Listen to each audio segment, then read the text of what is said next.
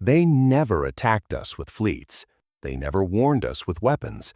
They never declared war, because what they did to humanity was far worse.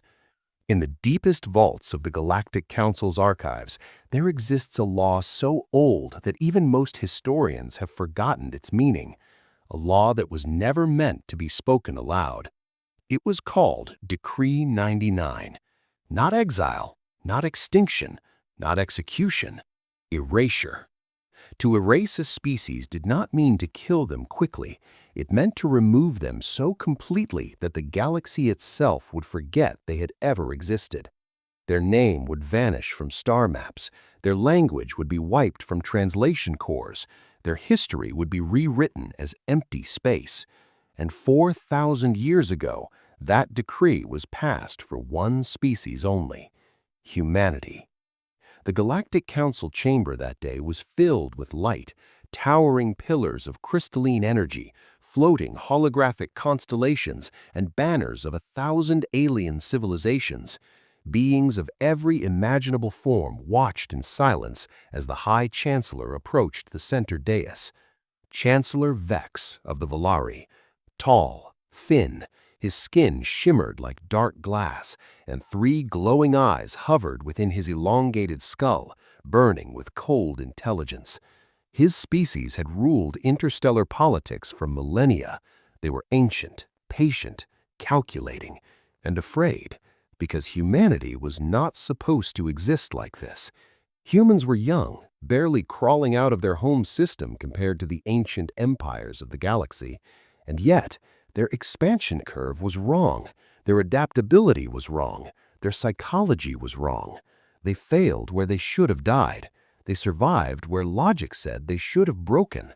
The Council had studied them carefully. Human colonies endured radiation storms that wiped out silicon-based species. Human soldiers fought on worlds where gravity crushed alien bones. Human engineers repaired starships with nothing but scrap and stubbornness. But that wasn't what terrified the Council. It was something they couldn't quantify. The humans called it grit. The Council called it a contagion. They grow stronger under pressure, one counselor had whispered during classified sessions. Every hardship becomes fuel, another warned. They do not collapse, a third said quietly. They adapt. And worst of all, humans inspired others. Alien mercenaries followed human commanders into impossible battles. Fractured civilizations unified when humans stood beside them. Oppressed species began to believe that survival was not enough, that defiance was possible. That was when the Council realized the truth. Humanity was not dangerous because of its weapons. Humanity was dangerous because it refused to stay small. Chancellor Vex raised one elongated hand and the chamber fell silent. Fellow counselors, his voice echoed, layered with harmonic resonance. We stand at the edge of a future we do not control. A hologram appeared above the dais. Earth, blue, bright, alive. The humans believe they are explorers. They believe the galaxy is something to be discovered. But discovery leads to influence. Influence leads to disruption. The image shifted. Human ships, colonies, alliances forming like neural connections across space. They do not conquer, they infect. Murmurs rippled through the chamber. We cannot defeat them in open war, he admitted. Their casualty tolerance is irrational. Their morale does not collapse. Their soldiers fight harder when cornered. One of the counselors asked the question none of them wanted to voice. Then what do you propose, Chancellor? Vex's 3 eyes dimmed slightly. We erase them. The chamber froze. To invoke Decree 99, another counselor hissed, is irreversible. Exactly, Vex replied. A new construct formed in the air, an enormous spherical lattice. The Dark Shield, a stellar-scale barrier. It will envelop Earth entirely. The Council leaned forward. No light in, no light out. Their sun will be severed from them. Their signals will vanish. Their world will become a blind spot in space-time itself. Someone protested. They will die. Vex tilted his head. Eventually. And the galaxy? another asked. The galaxy, Vex said calmly, will forget them. Aethelgard's archivists would remove Earth from every record. Navigation AIs would mark that region as empty debris. Future generations would never even know humans had existed. The vote was called. One by one, ancient civilizations chose fear over foresight. The decree passed.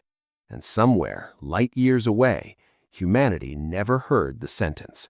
They never saw the council chamber. They never heard the verdict. They only noticed that one day, the stars went out. No alarms rang on Earth when the Dark Shield activated. No warning sirens screamed through human cities. There was no dramatic explosion, no visible enemy fleet appearing in the sky. One moment, astronomers were observing solar flares and orbital traffic as usual. The next moment, the sun simply vanished.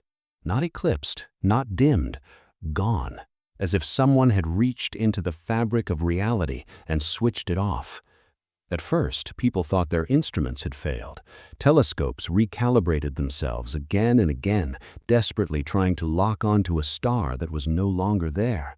Satellites reported impossible data, solar radiation at zero, photon input collapsing to background noise. Within minutes, every space agency on Earth was broadcasting emergency alerts. The laws of physics, as humanity understood them, had just been violated. Then, the cold began. Temperatures dropped faster than any natural model predicted.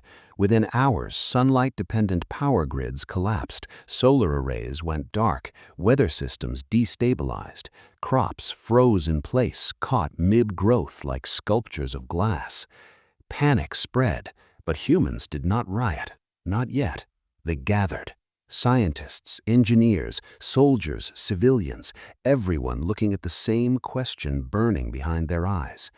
What had just happened to their star? Telescopes eventually saw it, not the sun, but the outline of something vast and wrong, a spherical distortion where Earth's orbit once basked in light. The dark shield did not reflect light, it devoured it. A perfect black shell wrapped around the planet, swallowing radiation, signals, and hope with equal efficiency. Humanity had been sealed inside a cosmic tomb. Space went quiet. Every outbound signal vanished the moment it touched the barrier. Every probe launched toward it ceased to exist on contact. The shield did not explode them, it erased them, as if reality itself refused to acknowledge their presence beyond that boundary. Within days, governments convened emergency councils. Within weeks, nations unified under a single planetary authority, not because they were forced to, but because survival demanded it. Borders meant nothing without a sun. Politics meant nothing without heat. The first months were the hardest. Billions died. Oceans began to freeze from the surface downward, killing ecosystems in silence. Entire regions became uninhabitable as temperatures plunged below any recorded extreme. Cities built for temperate climates became ice-bound ruins. Humanity retreated underground, not in fear, but in strategy. They dug. They built heat vaults near Earth's core. They converted nuclear reactors into life support engines. They repurposed fusion research into geothermal harvesting. Where other species would have preyed, humans calculated. Where others would have surrendered, humans adapted. The Council believed darkness meant death. They did not understand humans. Children were born who never saw a sunrise. Generations grew up under artificial skies, lit by reactor glow and bioluminescent architecture. Schools taught astronomy using archived images of a star their students had never felt on their skin. To them, the sun was not a memory, it was a legend, and legends shape cultures. Human mythology changed. The sun was no longer taken for granted. It became sacred. It became symbolic. Stories were told of warmth, of golden light, of blue skies stretching endlessly overhead, not as nostalgia, but as motivation. 400 years passed, then 800, then 1,000. The dark shield remained silent. the galaxy moved on. Beyond the barrier, trade routes shifted, star charts updated themselves, navigation AIs flagged Earth's coordinates as non-existent mass anomaly. Children across the stars grew up learning that that region of space had always been empty, that nothing of value had ever been there. The Council celebrated quietly. Humanity, they assumed, had frozen, starved, suffocated in the dark, another statistical inevitability. But under kilometers of ice and stone, humanity was changing. Evolution favors pressure, and no species in the galaxy had ever been placed under pressure like this. Humans became leaner, harder. Their technology advanced in directions no alien civilization had ever needed to explore. Without sunlight, they learned to generate energy from planetary cores. Without neighbors, they learned to communicate across impossible distances. Without hope of rescue, they learned to rely on one another completely. Conflict did not vanish, but it transformed. Wars for territory ended because territory no longer mattered. The only currency was contribution. Engineers were as valued as generals. Teachers were as protected as soldiers. Survival was a shared mission. And slowly, something unexpected happened. Humanity stopped asking how to escape the dark shield. They began asking how to understand it. Physics textbooks were rewritten. New theories emerged about space-time compression, stellar occlusion, and dimensional phase barriers. The shield was not magic, it was technology, and technology could be learned.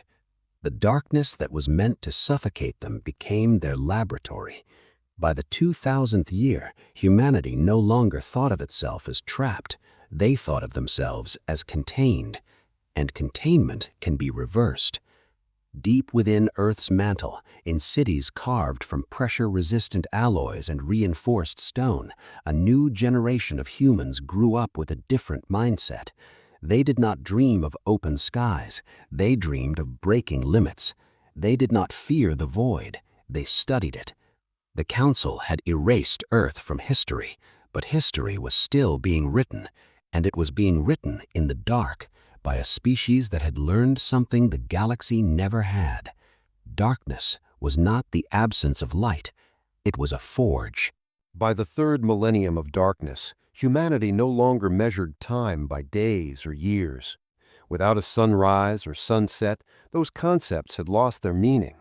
Instead, they marked eras by breakthroughs, by the moments when something impossible became inevitable.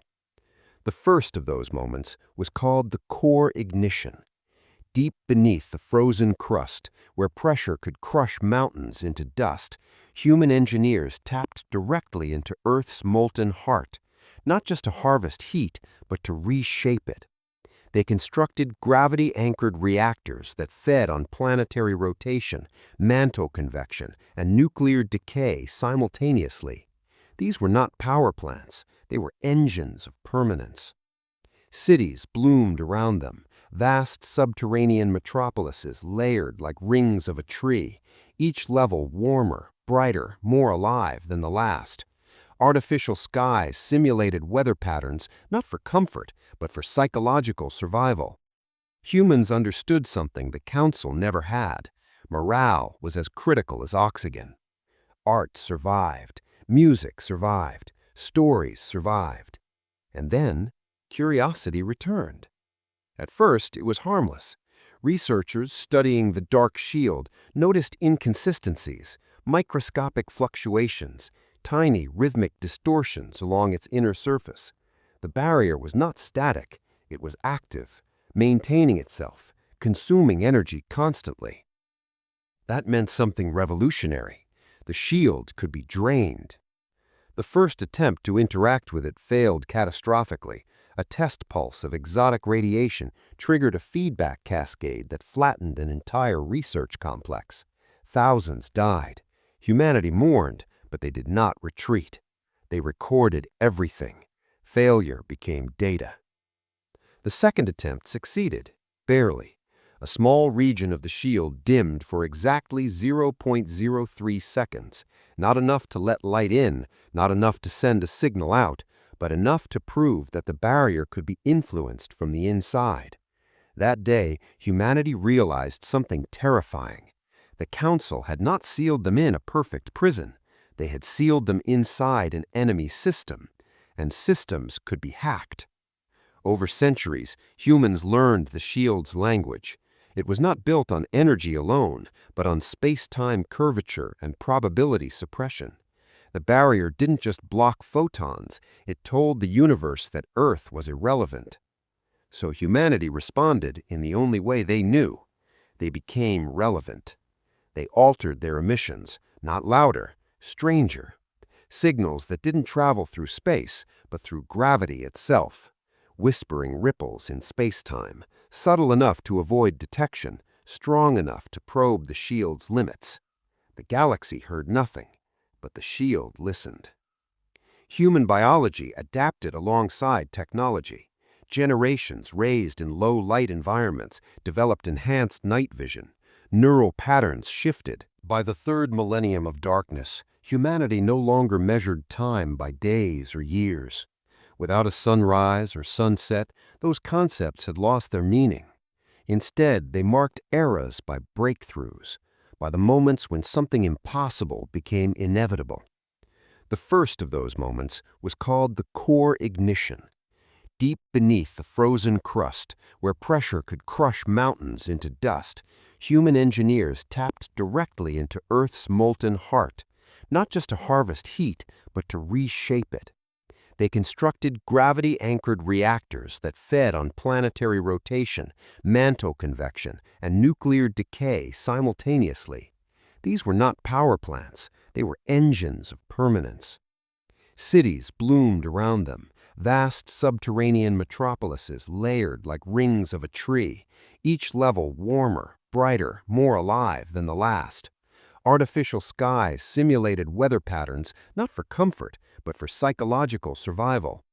Humans understood something the Council never had. Morale was as critical as oxygen. Art survived, music survived, stories survived.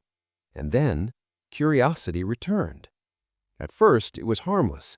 Researchers studying the dark shield noticed inconsistencies, microscopic fluctuations, tiny rhythmic distortions along its inner surface.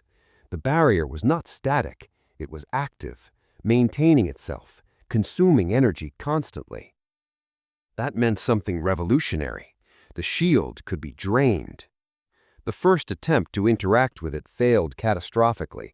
A test pulse of exotic radiation triggered a feedback cascade that flattened an entire research complex. Thousands died. Humanity mourned, but they did not retreat. They recorded everything. Failure became data. The second attempt succeeded, barely.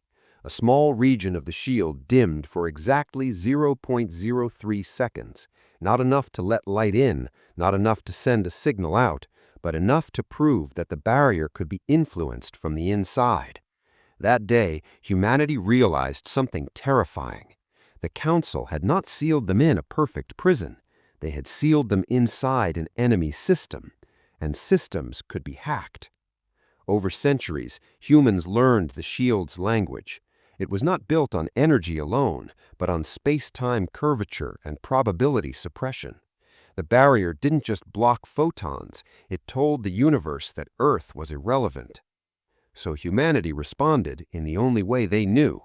They became relevant. They altered their emissions, not louder, stranger.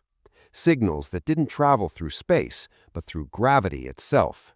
Whispering ripples in space-time, subtle enough to avoid detection, strong enough to probe the shield's limits. The galaxy heard nothing, but the shield listened. Human biology adapted alongside technology. Generations raised in low-light environments developed enhanced night vision. Neural patterns shifted. Humans became more resilient to cold, isolation, and high-pressure conditions. What began as survival adaptations became advantages. The Council had classified humans as Deathworld species once. They had underestimated what Deathworlds produce. By year 3200, humanity achieved what no other species ever had. They weaponized gravity. not as brute force, but as precision. They learned to compress space-time into localized wells, to stretch distances, to fold trajectories. Ships no longer needed conventional engines. They fell forward through gravity gradients. Energy requirements dropped by orders of magnitude. This technology was born not from ambition, but necessity. When you cannot leave your planet, you learn to move the universe around you instead. And slowly, quietly, humanity's perception of the Dark Shield changed. It was no longer a wall, it was a shell. The breakthrough came from an unlikely place, a historian. Dr. Mara Vass wasn't studying physics, she was studying the Council. Fragmented alien transmissions captured before the shield fully sealed Earth, trade logs, diplomatic records, old classification files recovered from deep space probes launched centuries earlier. She noticed a pattern. Every species the Council feared vanished. Not conquered, not assimilated, erased. The same legal language appeared again and again. Decree numbers, sanitized justifications, claims of galactic stability. Humanity was not special. They were just the last. When Voss presented her findings, the reaction was not fear, it was clarity.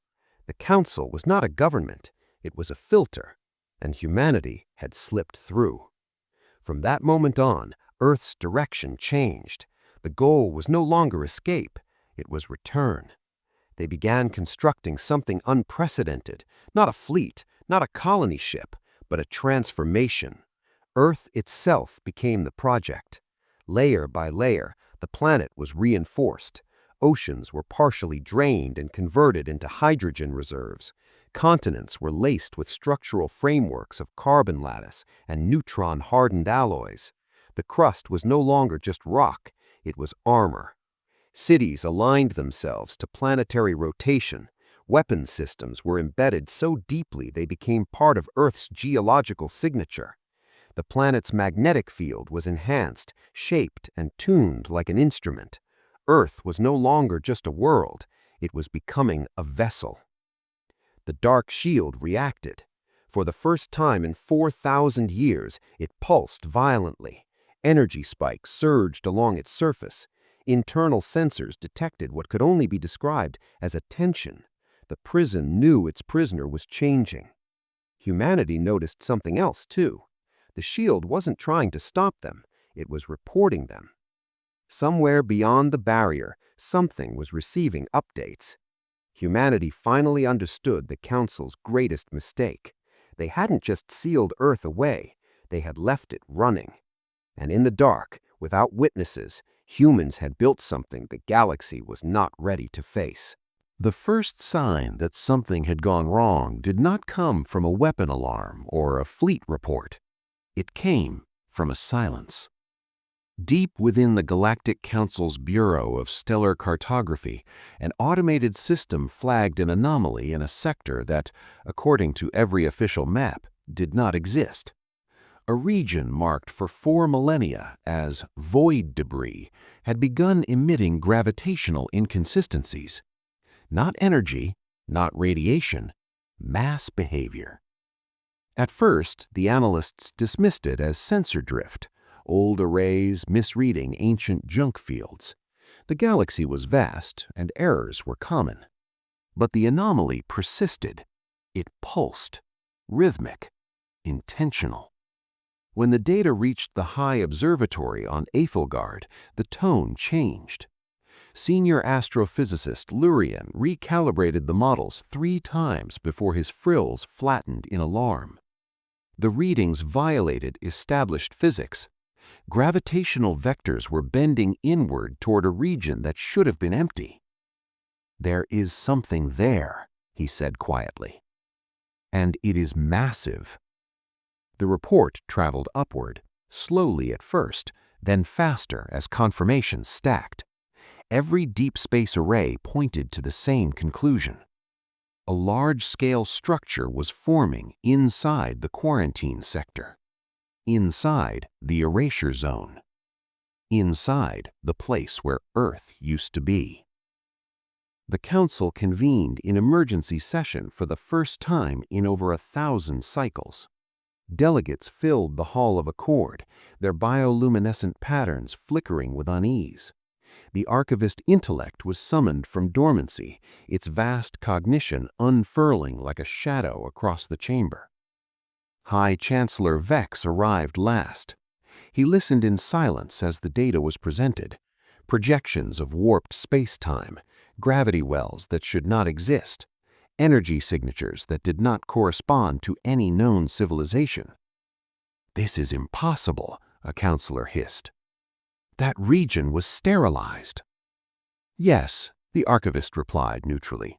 "Sterilization was assumed." Vex's claws tightened. "Assumed?" The archivist displayed the original decree. Decree 99, total erasure. Probability of species extinction, 99.7%. There was always a margin, small, acceptable, the archivist continued. That margin was theoretical, Vex snapped. No biological species survives planetary isolation without stellar input. The archivist paused, a fraction longer than necessary. "Correction," it said. "No known biological species." A murmur rippled through the hall. Another counselor spoke, voice strained. "What if something endured?" Vex turned sharply. "Endured what? 4,000 years without light? Without trade? Without external matter exchange?" The archivist answered with a single line of data. Gravitational technology, non-council origin. The room fell silent. That was not survival. That was advancement. Emergency probes were dispatched immediately. Stealth class, long range, designed to skim the outer edge of the dark shield without alerting anything inside. The council needed confirmation, needed reassurance. They got neither. The first probe never returned data. The second transmitted 3 seconds of footage before disintegrating. The image burned itself into the council's memory. A large-scale metallic surface, not orbiting a star, moving. The surface was layered, armor plates kilometers thick, glowing with internal heat. Massive structures traced the curvature of what was unmistakably a transformed world. Weapon emplacements were visible, but dormant, not aimed outward, aimed inward, as if the planet itself were under tension. The probe's final frame captured something worse. Artificial gravity waves rippling outward, not chaotic, but controlled, measured, like a heartbeat. The council's greatest fear crystallized in that moment. Earth had not died. Earth had evolved. Chancellor Vex ordered an immediate review of all erasure class actions in council history. The archivist complied. The results were inconvenient. Every erased species shared traits with humanity: rapid innovation, emotional bonding, unpredictable stress responses, a tendency to weaponize adversity. The council had not been protecting the galaxy. They had been suppressing a pattern. Vex realized the truth too late. They had not erased threats. They had created one. Panic spread through the upper tiers of governance. Fleet mobilization orders were drafted, then revised, then delayed. No one wanted to be responsible for first contact with whatever Earth had become. Because if humanity had survived, they would remember. The dark shield began to destabilize. Energy readings spiked beyond safe parameters. Its surface shimmered, not weakening, but straining, as if something inside was pushing outward, not violently, but patiently. The council's greatest engineers argued, "It's a containment failure." No, it's being overridden. By what? The answer arrived before the question finished echoing. A signal, not transmitted through conventional channels, not light, Not energy, gravity. A structured wave passed through the shield, through the council's sensors, through the hall itself. Delegates staggered as local gravity fluctuated for a fraction of a second. And then the message decoded itself, not in words, in intent. We are still here.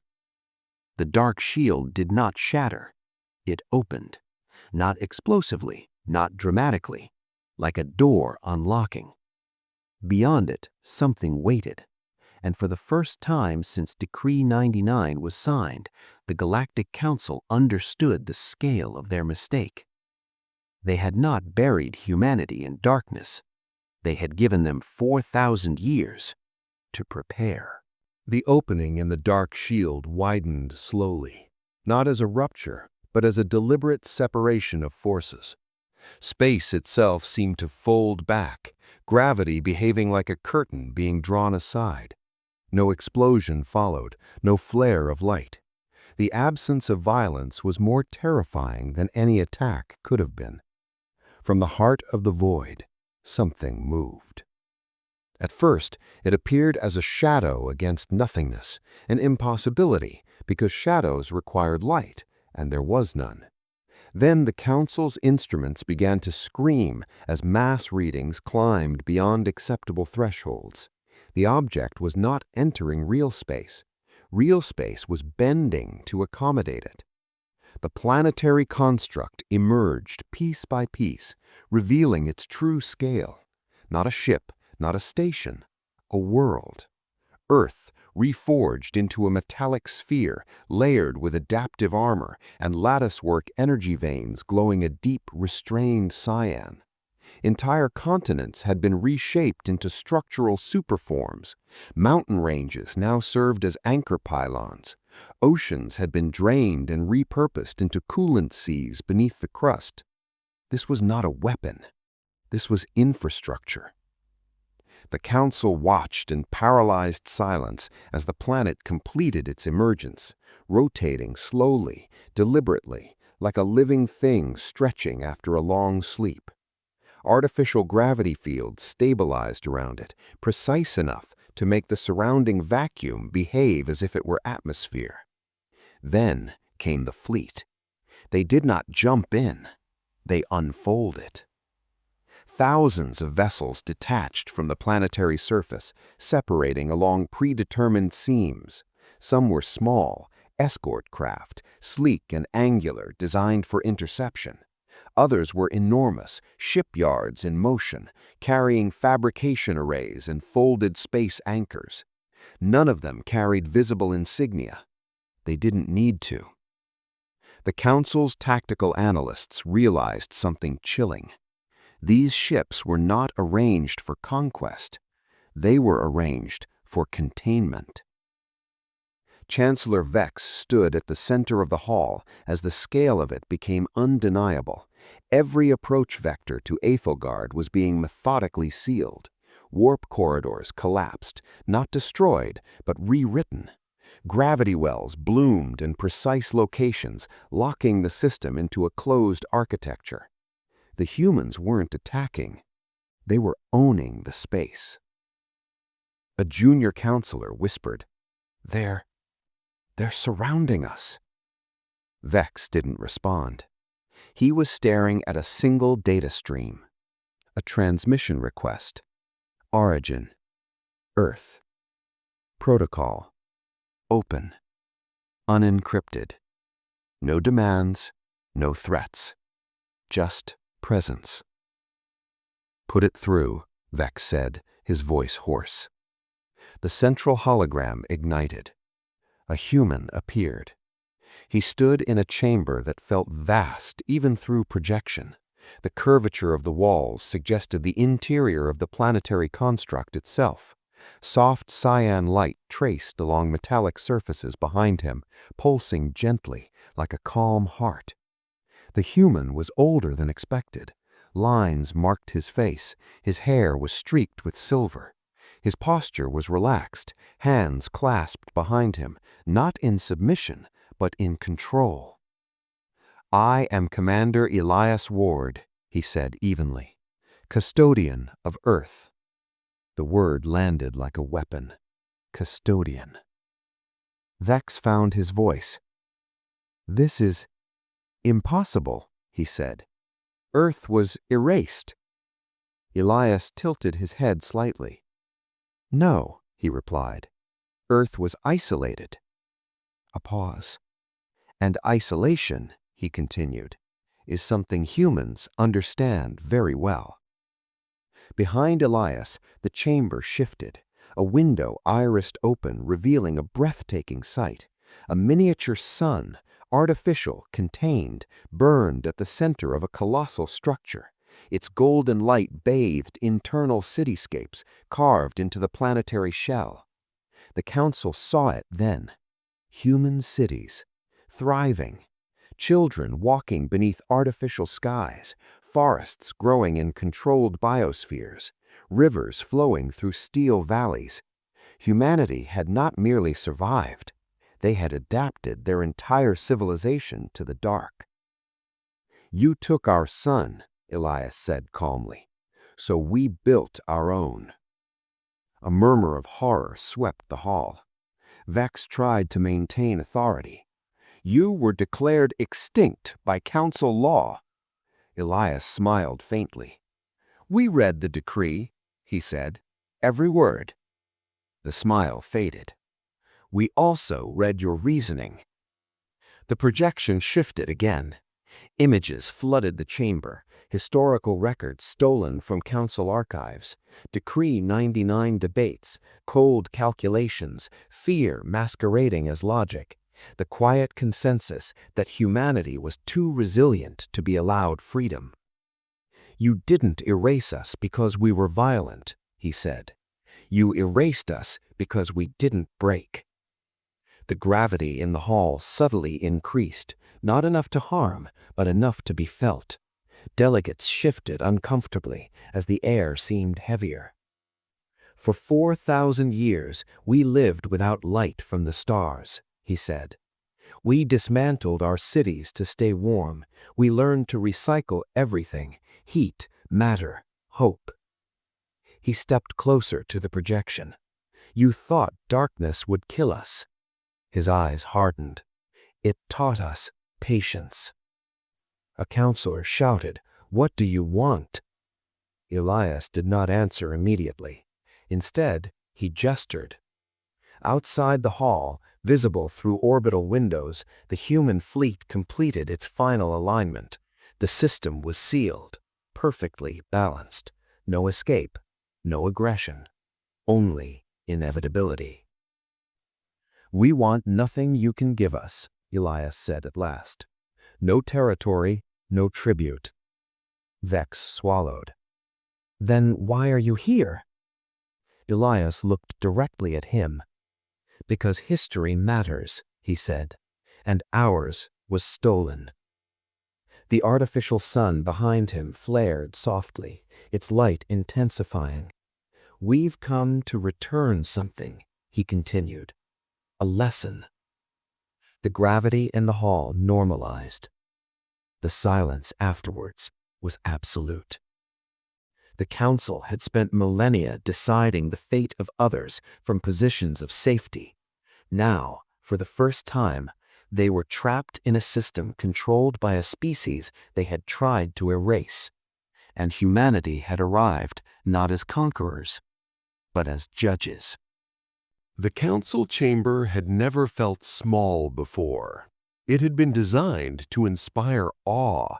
Ceilings that curved like the inside of a cathedral, walls embedded with living crystal that shimmered with the light of 1,000 stars. But now, under the quiet pressure of human gravity control and the knowledge that every exit from the system was sealed, the great hall felt like a box with no lid. Chancellor Vex rose slowly from his throne, the ceremonial tendrils along his neck twitching in uncontrolled patterns. He had presided over wars, extinctions, and annexations. He had watched entire civilizations reduced to footnotes. But never Never had he stood before a species that had returned from erasure. "You speak of judgment," Vex said, his voice echoing through the chamber. "But judgment implies authority. By what right do you judge the Galactic Council?" Commander Elias did not answer immediately. Instead, he gestured again, and the hologram shifted. The image now showed a long corridor, human-made, unmistakably industrial. Along its walls were etched names, millions of them. Each name glowed faintly, pulsing in rhythm with the artificial sun at Earth's core. "These are our dead," Elias said quietly. "Not from war, not from conquest." The image zoomed closer. "From cold, from famine, from silence." The counselors shifted uneasily. "For 4,000 years," Elias continued, "we recorded every loss, every child who never saw a sunrise, every elder who gave their last ration to someone younger." The corridor stretched endlessly. "We remembered," he said, "because memory is how humans survive." Vex clenched his claws. "You survived," he said sharply. "That should be enough. Why return at all?" Elias looked almost tired. "Because survival without justice is just delayed death," he replied. The lights in the hall dimmed slightly, not threatening, but deliberate, a reminder that the humans controlled the environment down to the photon. "You feared us because we adapt," Elias said. "You feared that we would outgrow your control." A pause. "You were right." A ripple of panic moved through the council benches. Several species began whispering, their translators overlapping in a chaotic murmur. Vex raised his voice. "If you intend retribution, then say it. Will you annihilate us, enslave us, burn our worlds as we burned yours?" Elias's expression hardened, not with rage, but with something colder. "No," he said. The word echoed. "We will not kill you," Elias continued, "because death would end your lesson." A wave of confused fear swept the chamber. "We will not enslave you," he said, "because chains can be broken." The hologram changed again. Now the council saw their own system, Aethelgard, mapped in exquisite detail. Every planet, every station, every data relay. Lines of light traced communication routes across the stars. Then, one by one, those lines faded. "What you did to us," Elias said, "was not execution." He met Vex's gaze. "It was isolation." The word hit the chamber like a physical blow. "You erased our name from maps," Elias continued. "You sealed us behind darkness and told the galaxy we were gone." The image zoomed out, showing the Aethelgard system surrounded by a growing lattice of human technology, satellites deploying in perfect synchronization, forming a shimmering shell around the star itself. "We will return the favor," Elias said calmly. A counselor cried out, "You can't! That would destabilize the galaxy." Elias nodded once. "Exactly." The artificial sun behind him dimmed slightly, its golden light replaced by cold cyan. "For the next 4,000 years," Elias said, "Aethelgard will not exist." The chamber erupted. Shouts, protests, pleas translated into dozens of languages at once. Delegates rose from their seats, some collapsing in panic, others screaming into dead comm channels. "You will be removed from all star charts," Elias continued, his voice cutting cleanly through the chaos. "Your signals will not travel beyond this system. Your warp capabilities will be suppressed." The image shifted again, showing the dark shield technology, now refined beyond anything the Council had ever built. "You will not starve," Elias said. "You will not freeze." A pause. "But you will be alone." The gravity in the hall increased slightly again, not enough to crush, but enough to remind them of physical reality. "You will watch your civilization stagnate," Elias said. "You will argue among yourselves without external threats to unite you." Vex collapsed back into his throne. "You condemn us to existence," Vex whispered. "Yes," Elias said, "as you condemned us." The hologram pulled back, revealing more of the human command chamber. Other humans stood behind Elias, soldiers, engineers, civilians, not cheering, not celebrating, witnessing.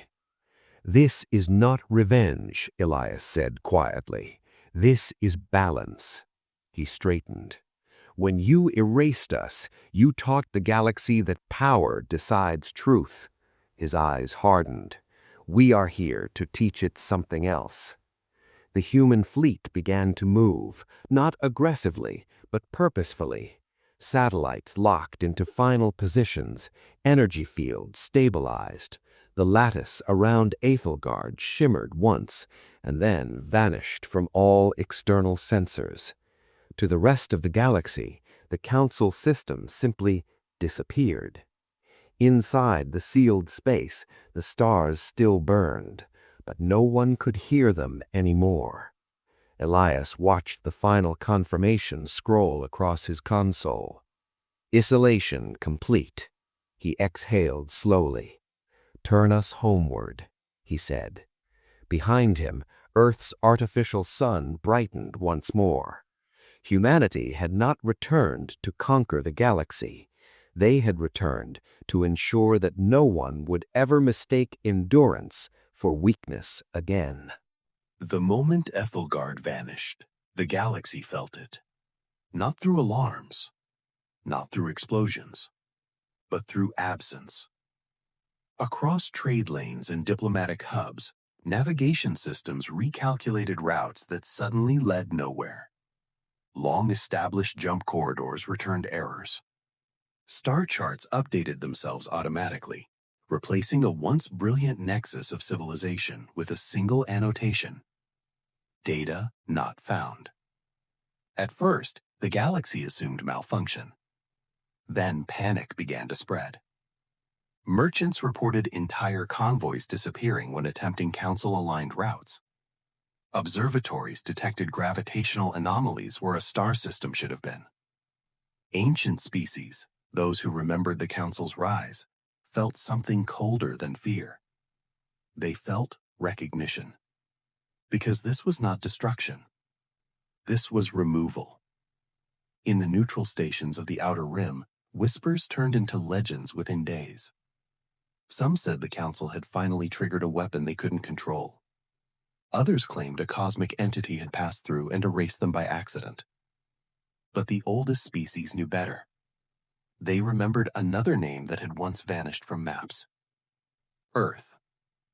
And when the human fleet began appearing again, not in war formation, but in slow, deliberate patrols, those whispers became certainty.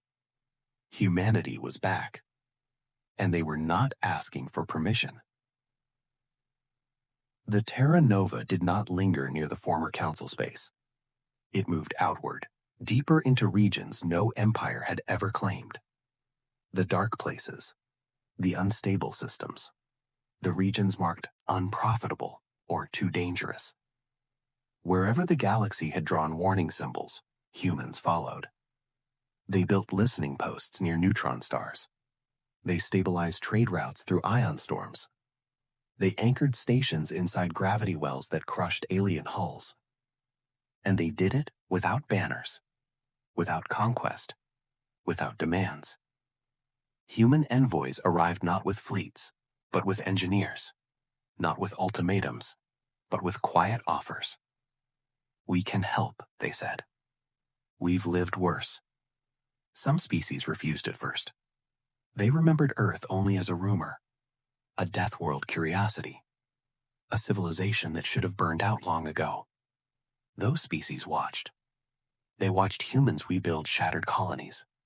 They watched them terraform marginal worlds using patience instead of brute force. They watched them leave once the job was done. No tribute, no control, no flag left behind. Trust grew slowly. But it grew. In a tavern carved into an asteroid near the Perseus Drift, a Krell veteran spoke aloud what many had begun to realize. The council ruled with fear, he said, his scarred hands wrapped around a glass of synthesized alcohol. The humans rule with endurance. Another alien asked quietly, "Is that better?"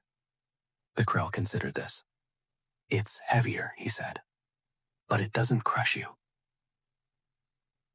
On Earth, no longer a planet, but a living world ship, the artificial sun cycled through its first full year. Oceans stabilized within containment seas. Forests grew under controlled light for the first time in 4 millennia. Children were born who had never known darkness. They listened to stories instead. Stories of a blue sky that once was. Stories of a moon that had watched over humanity even when the rest of the universe turned away. Stories of how their ancestors had learned to turn cold into fuel and silence into strength. Commander Elias walked one of the internal promenades, hands clasped behind his back, watching families pass beneath the warm glow of the solar array. Sarah walked beside him. "Long-range sensors confirm it," she said. "The galaxy's adapting. New alliances forming. No central authority anymore." Elias nodded.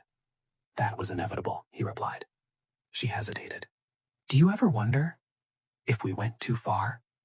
Elias stopped. He looked out through the transparent hull, where distant stars shimmered like scattered embers. "We didn't take their future," he said quietly. "We gave them time." He turned back toward the corridor of names, still glowing, still pulsing. "And we kept ours." Years later, historians across dozens of species would struggle to define what humanity became. Some called them guardians of the void. Others called them Deathworlders ascended. A few whispered a simpler name: the ones you do not corner. Because the galaxy learned a new rule. Humans did not expand endlessly. They did not demand obedience. They did not impose culture or law. But if a system faced extinction, real extinction, not political loss, humans arrived. Not with speeches, with work. And when asked why they did it, the answer was always the same. "Someone once tried to erase us," they said. "We don't allow that anymore." In time, new star maps were printed. Where the council once ruled, there was only blank space. And near the edges of known space, the symbol appeared, simple, unadorned. A circle, a line through the center. Human territory. Not marked with warnings, marked with a note. Stable, defended, do not provoke. And so the galaxy moved forward, not safer, but wiser. Because it had finally learned the truth Earth had always known, that survival is not about strength, or technology, or numbers. It is about refusing to stop. You can erase a planet. You can erase a name. You can even erase a sun. But if you leave humans alive, they will adapt. They will endure. They will return. And next time, they will decide what the darkness means. If this story moved you, subscribe for more human stories from the stars. Together, we will continue to explore the heights of the human spirit. Until next time, keep looking up.